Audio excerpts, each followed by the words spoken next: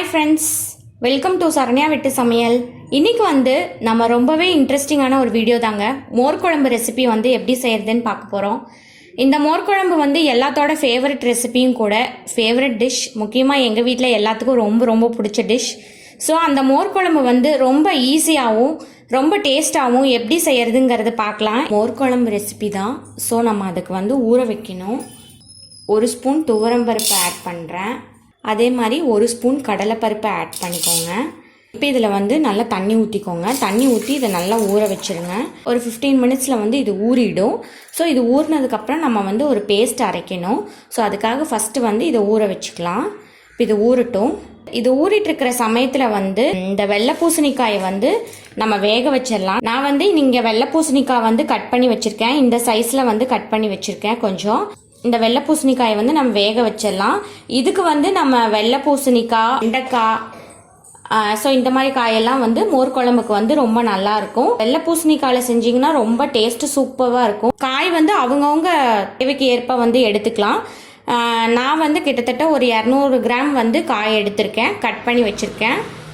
So இப்போ இதை வந்து விதையை நீக்கிட்டு கட் பண்ணி வச்சுருக்கேன். இதை வந்து நம்ம இப்போ வேக வச்சிடலாம். இப்போ இங்கே ஒரு பேன் வச்சுருக்கேன். இந்த பேனில் வந்து தண்ணி ஊற்றுறேன். தண்ணி ஊற்றி இப்போ நம்ம இந்த காயை வந்து ஆட் பண்ணிடலாம். இப்போ இந்த காய் வந்து இப்படியே வந்து நல்லா வேகட்டும். இது வந்து இந்த காய் வந்து நல்லா கண்ணாடி பதத்துக்கு வந்து வரணும். அது வரைக்கும் வந்து இந்த காய் வந்து நல்லா வேகட்டும். இது இப்படியே இருக்கட்டும். இந்த காய் வேகறதுக்கு வந்து கிட்டத்தட்ட ஒரு 20 நிமிஷத்துலேருந்து 25 நிமிஷம் வரைக்கும் ஆகும். ஸோ இது இப்படியே வந்து இருக்கட்டும். இது எல்லாமே அப்படியே அந்த காயை வந்து டிரான்ஸ்பரண்ட்டாக வந்து மாறிடும். ஸோ அது வரைக்கும் வந்து இது இருக்கட்டும். இப்போ இது வந்து நல்லா கொதிச்சிட்ருக்கு. கிட்டத்தட்ட நம்ம காய் போட்டு ஒரு 10 நிமிஷம் ஆச்சு. நல்லா கொதிச்சிட்ருக்கு. ஸோ இதே மாதிரி வந்து தண்ணி வந்து நல்லா சுண்டணும், காய் வந்து நல்லா வேகணும். ஸோ அது வரைக்கும் வந்து இது இப்படியே வந்து வேக வச்சுக்கலாம். பாருங்க, இப்போ தண்ணி வந்து நல்லா வத்திருச்சு. கொஞ்சம் கொஞ்சமாக வத்திட்டு இருக்கு. நம்ம போட்ட காய் வந்து நல்லா வெந்துருச்சு. பாருங்க, நல்லா இந்த மாதிரி டிரான்ஸ்பரண்ட்டாக வரணும் காய். ஸோ அந்த அளவுக்கு வந்து இந்த மாதிரி வேகணும். ஸோ இந்த மாதிரி வந்து நல்லா டிரான்ஸ்பரண்ட்டாக வர வரைக்கும் நல்லா அந்த காய் வந்து கண்ணாடி பதத்துக்கு வரணும். ஸோ அது வரைக்கும் வந்து இதை நல்லா வேக வச்சுக்கோங்க. இது இப்படியே இன்னும் 2 நிமிஷம் இருக்கட்டும். இப்போ இந்த காய் வந்து நல்லா வெந்துருச்சு, நல்லா டிரான்ஸ்பரண்ட்டாக வந்துருச்சு பார்த்தீங்களா? ஸோ இந்த அளவுக்கு வந்து நல்லா வேக வச்சுக்கோங்க.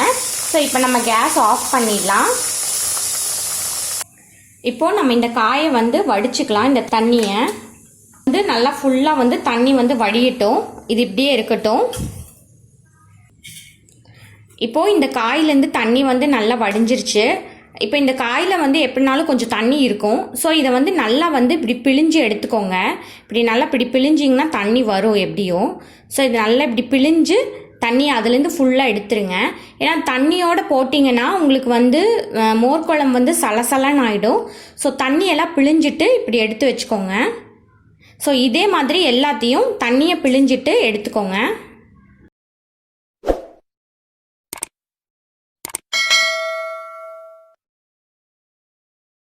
இப்போ நம்ம தண்ணியெல்லாம் ஃபுல்லாக பிழிஞ்சு எடுத்து வச்சாச்சு. என்னதான் இருந்தாலும் இந்த காய்க்குன்னு வந்து கொஞ்சம் நீர் தன்மை இருக்கும். ஸோ அதனால் வந்து அந்த தண்ணியை வந்து பிழிஞ்சு எடுத்துக்கலாம். ஸோ இப்போ வந்து பார்த்திங்கன்னா வெள்ளை பூசணிக்காய் நம்ம வந்து தண்ணியில் வேக வச்சு பிழிஞ்சு வச்சுருக்கோம். அப்புறம் இங்கே வந்து நம்ம 1 ஸ்பூன் துவரம்பருப்பும் 1 ஸ்பூன் கடலைப்பருப்பும் நம்ம ஊற வச்சுருக்கோம். கிட்டத்தட்ட இது ஒரு அரை மணி நேரமாக நல்லா ஊறிடுச்சு. வந்து அரைக்கிறதுக்கு மெயின் இன்க்ரீடியன்ட்ஸ் தேங்காய், பச்சை மிளகா, ஜீரகம். ஒரு 4 டேபிள் ஸ்பூன் வந்து தேங்காய் எடுத்துக்கோங்க. ஸோ பின்னாடி வந்து அந்த ப்ரௌன் கலர் இருக்கும் இல்லையா, அதை நீக்கிட்டு நான் வெறும் அந்த ஒயிட் கலரை மட்டும் எடுத்திருக்கேன். ஸோ அந்த மாதிரி எடுத்துக்கோங்க. அப்படி போடும்போது டேஸ்ட்டு நல்லாயிருக்கும். இந்த மிக்ஸி ஜாரில் வந்து இந்த அரைக்கிறதெல்லாம் போட்டுடலாம். தேங்காய், ஜீரகம், இந்த 2 பச்சை மிளகா, இந்த ஊற வச்ச இந்த துவரம்பருப்பையும் கடலைப்பருப்பையும் ஆட் பண்ணிடலாம். இது வந்து ஒரு பைண்டிங்காக தான். மோர் குழம்பு வந்து நல்லா கெட்டித்தன்மை கொடுக்கும். நல்லா தண்ணி ஊற்றி நல்லா நைஸ் பேஸ்ட்டாக வந்து அரைச்சிக்கலாம். பாருங்கள், இந்த மாதிரி வந்து ஒரு நல்ல நைஸ் பேஸ்ட்டாக வந்து அரைச்சி வச்சுக்கோங்க. தயிர் வந்து நான் இந்த மிக்ஸி ஜாரில் எடுத்திருக்கேன். கொஞ்சம் புளிச்ச தயிராக இருந்ததுன்னா மோர் குழம்பு வந்து ரொம்ப நல்லாயிருக்கும். அப்படி இல்லைன்னா நீங்கள் ஃப்ரெஷ் தயிர் கூட யூஸ் பண்ணிக்கலாம். இதை வந்து அப்படியே விப்பரில் போட்டு ஒரே சுற்றி இதை வந்து எடுத்துக்கலாம். ஸோ இதை அரைச்சிட்டு நான் காமிக்கிறேன். இப்போ பார்த்தீங்கன்னா தயிர் வந்து நல்லா விப் பண்ணியாச்சு. இது இருக்கட்டும். இப்போது நான் இங்கே வந்து அந்த காய் வேக வச்ச அந்த பேனே தான் வச்சுருக்கேன். இந்த மோர் குழம்பு ரெசிபிக்கு வந்து நம்ம தேங்காய் எண்ணெய் தான் ஆட் பண்ணணும். ஸோ அடுப்பை வந்து ஸ்லோலையே வச்சுக்கோங்க. தேங்காய் எண்ணெய் வந்து ஒரு 3 ஸ்பூன் ஆட் பண்ணிக்கோங்க.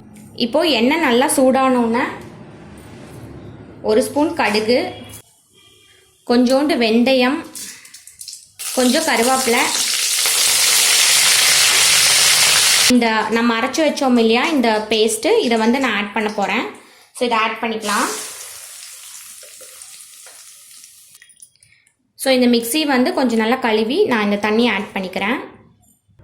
இதில் ஒரு 1/4 ஸ்பூன் பக்கம் மஞ்சத்தூள் ஆட் பண்ணிக்கலாம். ஆட் பண்ணி இதை நல்லா கலக்குங்க. இது ஒரு நிமிஷம் அப்படியே நல்லா கலக்குனிங்கன்னா அந்த பச்சை வாசம் போகும். 1 நிமிஷம் அப்படியே நல்லா இதை கலக்குங்க. அடுப்பை ஸ்லோவில் வச்சுக்கோங்க. இது நல்லா அப்படியே கெட்டி பட்டுட்டு வரும். இப்போ நம்ம இந்த தயிர் விப் பண்ணி வச்சுருக்கோம் இல்லையா, அதை ஆட் பண்ணிடலாம். மோர் குழம்பு பொறுத்த வரைக்கும் நல்லா இது தண்ணியாகவே வச்சுக்கலாம். ஏன்னா இது ஆற வந்து கொஞ்சம் கெட்டிப்படும். ஸோ இது வந்து கொஞ்சம் தண்ணியாகவே வச்சுக்கலாம் நல்லா. ஸோ இப்போ இதை நல்லா வந்து தண்ணி இந்த கன்சிஸ்டன்சிக்கு வந்து இருக்குது. ஸோ நல்லா தண்ணியாக வச்சுக்கோங்க. கேஸை வந்து கூடுமான வரைக்கும் ஸ்லோலையே வச்சுக்கோங்க. இப்போ நம்ம இந்த காயை ஆட் பண்ணிடலாம். இதை நல்லா கலக்கிட்டே இருங்க. ஸ்லோவில் வச்சு நல்லா கலக்குங்க. இப்போ இந்த மோர் குழம்புக்கு தகுந்த மாதிரி உப்பு ஆட் பண்ணிக்கலாம். உப்பு ஆட் பண்ணி நல்லா கலந்து விட்டுக்கோங்க. உப்பு காரம்லாம் நீங்கள் இப்போ செக் பண்ணிக்கலாம், எப்படி இருக்குன்னு செக் பண்ணிக்கலாம். ஸோ இப்படி செஞ்சு பாருங்கள். மோர் குழம்பு திரிஞ்சே போகாது, ரொம்ப நல்லாயிருக்கும்.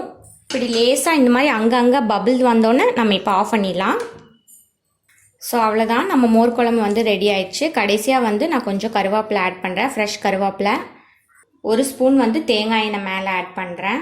இது நல்லாயிருக்கும், ஃப்ளேவர் நல்லாயிருக்கும். இப்படி ஆட் பண்ணி பாருங்கள். நான் வந்து இங்கே ஒரு பேன் வச்சுருக்கேன். இந்த பேனில் வந்து 1 ஸ்பூன் எண்ணெய் ஊற்றிக்கோங்க. தேங்காய் எண்ணெய் ஊற்றிக்கோங்க.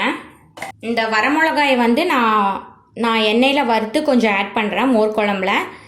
இப்படி ஆட் பண்ணால் கொஞ்சம் டேஸ்ட்டு நல்லாயிருக்கும். கொஞ்சம் காரம் கம்மியாக இருக்குன்னு ஃபீல் பண்ணிங்கன்னா நீங்கள் இந்த மாதிரி ஆட் பண்ணிக்கலாம். ஸோ எண்ணெய் சூடாயிடுச்சு, இப்போ போட்டுக்கலாம்.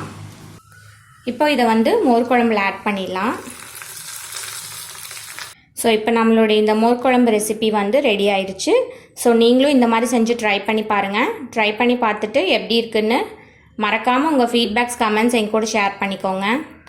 இந்த வீடியோ உங்களுக்கு பிடிச்சிருந்ததுன்னா சேனலை மறக்காமல் சப்ஸ்கிரைப் பண்ணிவிட்டு பக்கத்தில் இருக்கிற பெல் ஐக்கானையும் ப்ரெஸ் பண்ணிக்கோங்க ஃப்ரெண்ட்ஸ்.